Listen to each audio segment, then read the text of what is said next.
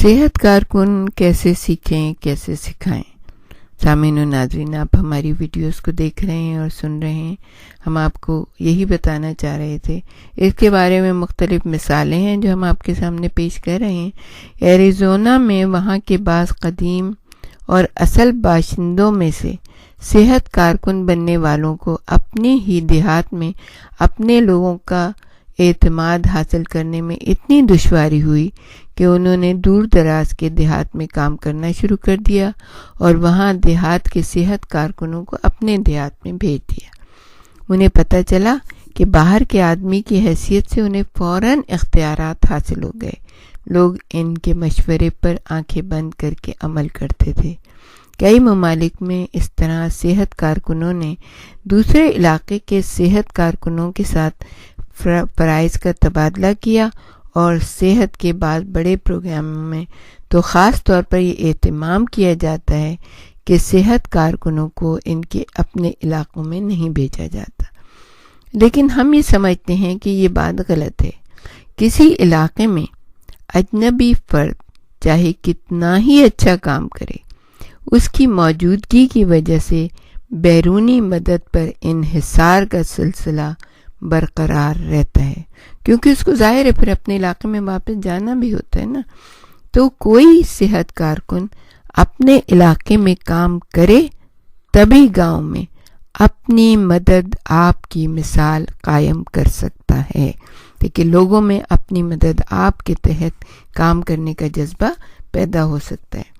اب یہ ہے کہ صحت کارکنوں کا انتخاب کون کرتا ہے اور کیسے کرتا ہے. صحت کے بہت سے پروگرامز کے بارے میں یہ خیال عام ہے کہ صحت کارکنوں کا انتخاب نہ صرف اپنے علاقے سے ہونا چاہیے بلکہ ان کا انتخاب بھی علاقے کے لوگوں کو کرنا چاہیے. اس کی وجوہات کیا ہوتی ہیں؟ اس کی وجوہات یہ ہیں کہ اگر ہر ایک انتخاب میں حصہ لے تو اس بات کا امکان زیادہ ہے کہ صحت کارکن ایک مقبول فرد ہوگا. دوسرا کیا ہے؟ انتخاب کے عمل میں شرکت در حقیقت لوگوں میں ذمہ داری پیدا کرنے اور اپنی صحت کو متاثر کرنے والے عوامل پر زیادہ اختیار حاصل کرنے کی جانب ایک قدم ہے. تیسرا کیا ہے کہ جس صحت کارکن کو علاقے کے لوگوں نے خود چنا ہو وہ یہ محسوس کرے گا کہ اس کی پہلی ذمہ داری اس کا اپنا علاقہ ہے.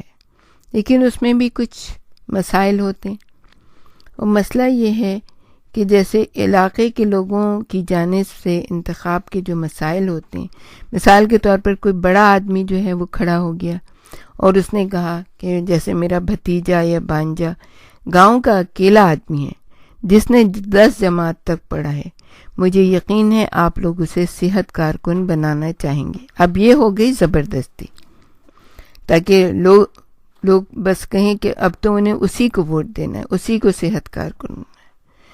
تو مگر لوگ یہ کہتے ہیں کہ وہ تو شرابی اور بدعنوان ہے، ہم کیسے اسے صحت کارکن بنا سکتے ہیں.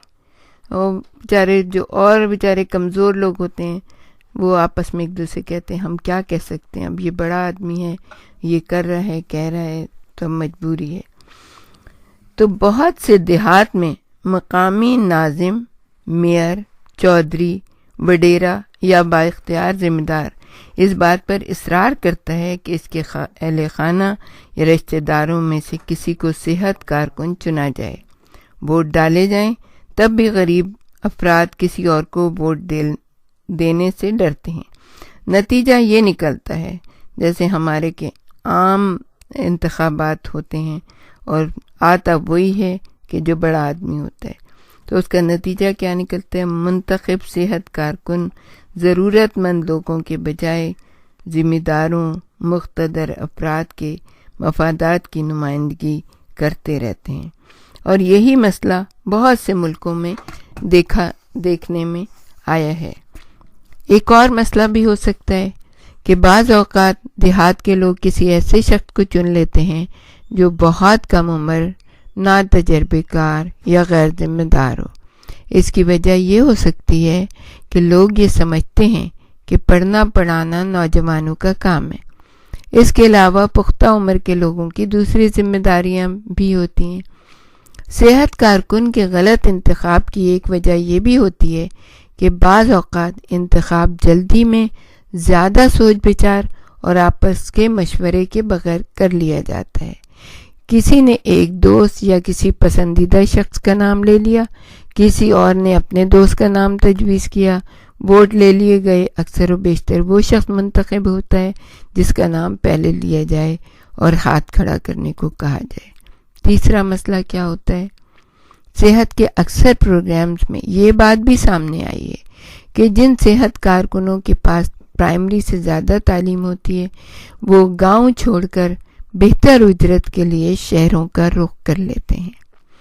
مسائل سے نمٹنے کے فلپائن میں بعض مقامی پروگراموں میں صحت کارکنوں کی تربیت کے لیے خاص افراد کو نہیں لیا جاتا، جیسے گاؤں کے ناظم، مکھیا، سردار یا حکام کے قریبی رشتہ دار، نوجوان افراد یا ایسے افراد جن کی جلد شادی ہونے کا امکان ہو، جن افراد کی تعلیم پرائمری سے زیادہ ہو، یا دوسری بہت سی ذمہ داریاں یا عہدے رکھنے والے افراد۔ اس سلسلے میں یہ بتایا جاتا ہے کہ ایران میں ایک صحت پروگرام میں صحت کارکنوں کے انتخاب کے وقت گاؤں کے عہدیدار یا بڑے ذمہ داروں کو شامل نہ کرنے کا فیصلہ کیا گیا۔ اس فیصلے کے بعد دیہات کے لوگوں نے ایسے صحت کارکن منتخب کیے جو غریبوں کی بہتر نمائندگی اور ان کی ضروریات کی زیادہ فکر کرتے تھے، اور سب سے زیادہ کامیاب یہی پروگرام تھا۔